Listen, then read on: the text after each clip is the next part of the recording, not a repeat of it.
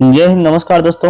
आज के इस वीडियो में हम बात करने वाले हैं छत्तीसगढ़ में अभी जो इलेक्शन हुए हैं उसके बाद जो बीजेपी की सरकार आपको दिख रही है यहाँ पर छत्तीसगढ़ के मैप में 54 सीटों पर आ चुकी है। और ये जो कांग्रेस की सरकार है 71 सीटों पे थी और इसमें 35 सीटों पर आ चुकी है, क्योंकि 90 विधानसभा सीट है और जो बहुमत का आंकड़ा है वो 46 का हो जाता है। 90 विधानसभा सीटों में बहुमत का आंकड़ा जो है 46 का हो जाता है। तो यहाँ बीजेपी गवर्नमेंट बन जाने के बाद क्या क्या बदलाव आने वाले हैं। और यहाँ बात करें जो जॉब वैकेंसी है छत्तीसगढ़ में, जो युवा ने इस बार जो वोट किया है बीजेपी को, तो उनको इस समय पर क्या नजर आ रहा है सामने वैकेंसीज के बारे में। यहाँ पर दोस्तों हम लोग देख पाएंगे ये जो मैप है ये छत्तीसगढ़ का मैप है। और यहाँ पर जो ऊपर सरगुजा संभाग में देख पाएंगे एक भी सीट यहाँ पे कांग्रेस को नहीं मिली, आप सभी लोगों को पता होगा। जो यहाँ के टीएस सिंहदेव थे जो उप मुख्यमंत्री बनाए गए थे उनकी भी यहाँ सीट चली गई है। ठीक है, यहाँ पर बीजेपी की बहुमत मिली है और यहाँ पे बीजेपी की बहुत ज्यादा बहुमत मिली है। तो कुल मिलाकर के 54 सीट और इस प्रकार कुछ दिखता है। वोट शेयर परसेंटेज के बारे में बात करें तो कांग्रेस ने भी काफी अच्छा वोट शेयर यहाँ पे गेन किया है, लेकिन उतनी ज्यादा सीटें नहीं आई हैं। अब दोस्तों हम लोग आगे इसमें बात करें, अगर यहाँ पर आप लोग देख पाएंगे इसका जो एक बहुत बड़ा कारण रहा है बीजेपी की सत्ता पर आने पर, सत्ता में आने का, वो सबसे बड़ा कारण ये रहा है कि जो युवा बेरोजगार वर्ग था इनको बीजेपी ने टारगेट किया था। और मैंने पहले ही बताया था बीजेपी ने अपने घोषणा पत्र में इस बात को लेकर के प्रमुखता से बात कही थी कि 1 लाख रिक्त शासकीय पदों पर समयबद्ध एवं पारदर्शिता तरीके से भर्ती कराया जाएगा। समयबद्ध जो चीजें हैं वो इसलिए यहाँ पर कही गई थी कि छत्तीसगढ़ में बहुत सारी वैकेंसी हैं 2018 से पेंडिंग थी। अगर हम बात करें छत्तीसगढ़ में एसआई भर्ती उसका 2018 से फॉर्म ले लिया गया था और अभी तक उसका रिजल्ट नहीं आया है और अब उस भर्ती को निरस्त करने की या रद्द करने की मांग की जा रही है युवा अभ्यर्थियों के द्वारा। तो ये जो था, ये जो युवाओं को समयबद्ध तरीके से पारदर्शिता तरीके से, इसके कारण जो है बीजेपी मुख्य रूप से सत्ता पे आई है। कहा जाए ये एक प्रमुख कारण हो सकता है।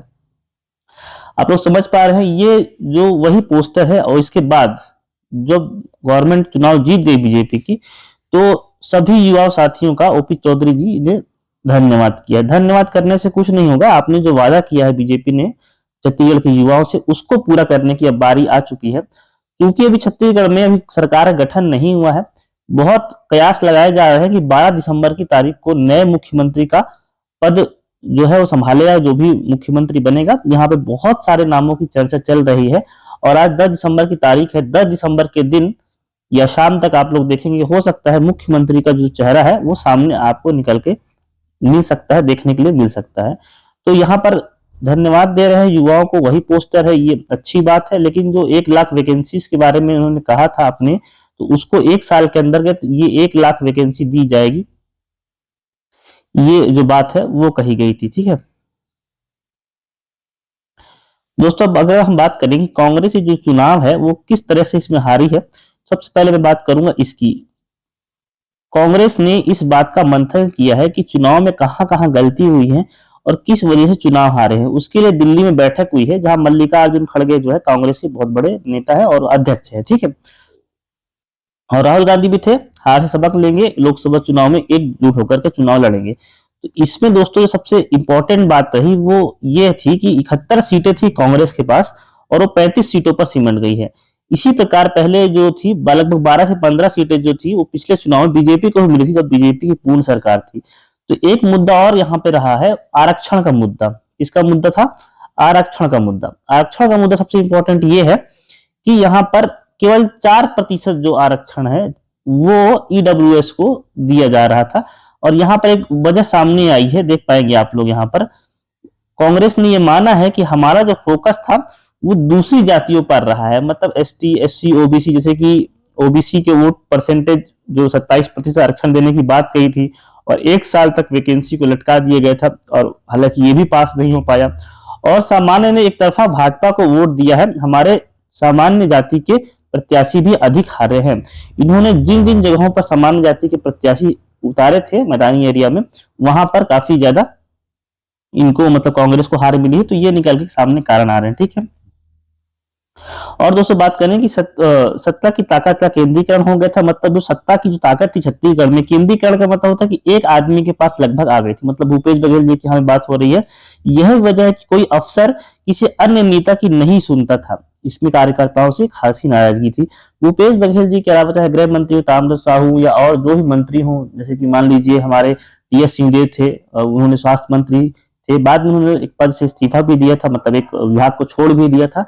तो मतलब और किसी विभाग में भूपेश बघेल जी का कोई काम नहीं और ये भी उन्होंने अपने बैठक में कहा है, माना है कि इस प्रकार की कुछ गड़बड़ियां थी।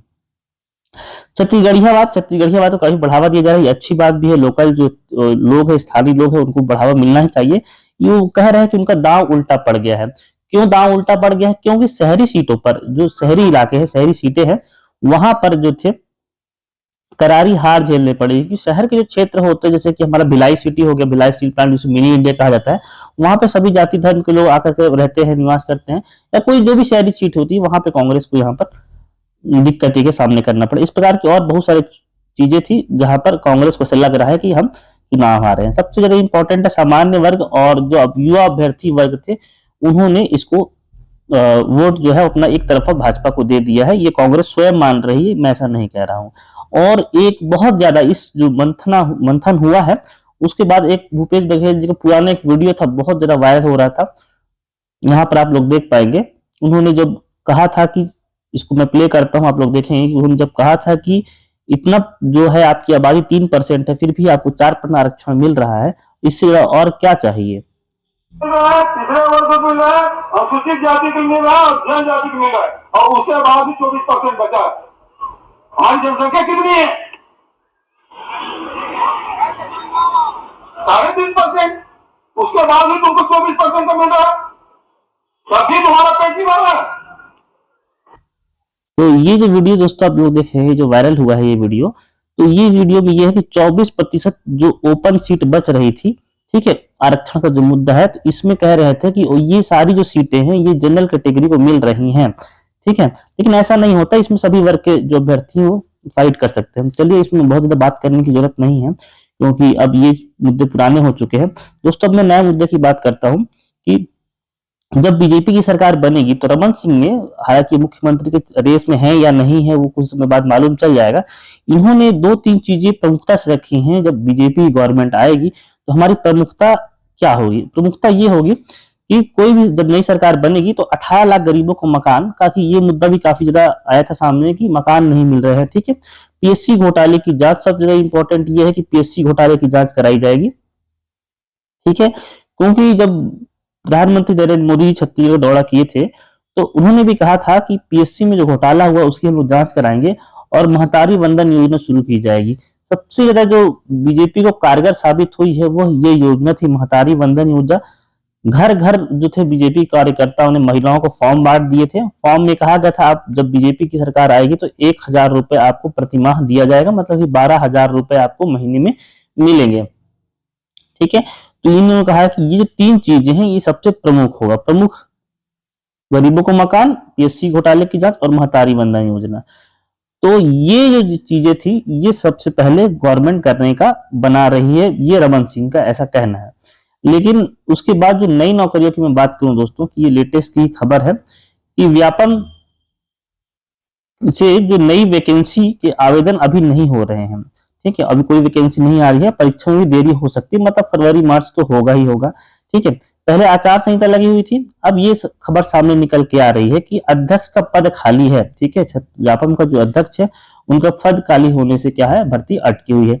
डाटा एंट्री ऑपरेटर, तकनीशियन, जितने भी पोस्ट हैं जो आने वाले थे वो उसमें भी आवेदन भी नहीं लिए जा रहे। सभी को पता है जब नई सरकार बन जाएगी अध्यक्ष हो सकता है पद भर लिया जाए, उसके बाद नई वैकेंसी सामने निकल के, जहां पर देख सकते हैं डाटा एंट्री ऑपरेटर है, प्रयोगशाला तकनीशियन है, छात्रावास अधीक्षक समेत 1300 से अन्य पदों पर व्यापम में आवेदन मांगे जाने हैं, ठीक है। मतलब आने वाले टाइम पे जनवरी या फरवरी मान लें, आपको बहुत सारी वैकेंसी देखने के लिए मिलेंगी, ठीक है। और जो पुलिस डिपार्टमेंट है, जो लोग बहुत परेशान हो रहे थे कांस्टेबल के, ठीक है, 6000 पदों पर विज्ञापन जारी कर दिया गया था, लेकिन उसके लिए क्या होता, आचार संहिता के कारण इसको रोक दिया गया था। अब ये जानकारी है कि 15 दिसंबर का डेट है कि 15 दिसंबर से इसके लिए आवेदन मांगे जाने थे, ठीक है।